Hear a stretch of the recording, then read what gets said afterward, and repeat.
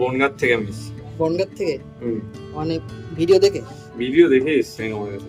কোথায় বনগাঁ স্টেশন চত্বর আর কোথায় বেয়ারা বাজার, প্রায় 20 থেকে 25 কিলোমিটার দূর থেকে কেউ যে শুধুমাত্র খোঁজ করতে করতেই আমার কাছে হেয়ার কাট করতে চলে আসবে, এটা আমি কখনোই ভাবতে পারিনি। এই দাদার বক্তব্য অনুযায়ী তার আমার ভিডিও অনেক ভালো লাগে, প্রায় সবগুলোই, তবে বিশেষ করে বিএসএফ এবং আর্মিদের নিয়ে বানানো ভিডিওগুলো একটু বেশি। বললাম মাঝখানে তোমার কাছে বিএসএফ থেকে সিআরপি থেকে সব ভিডিও কি মোটামুটি তোমার।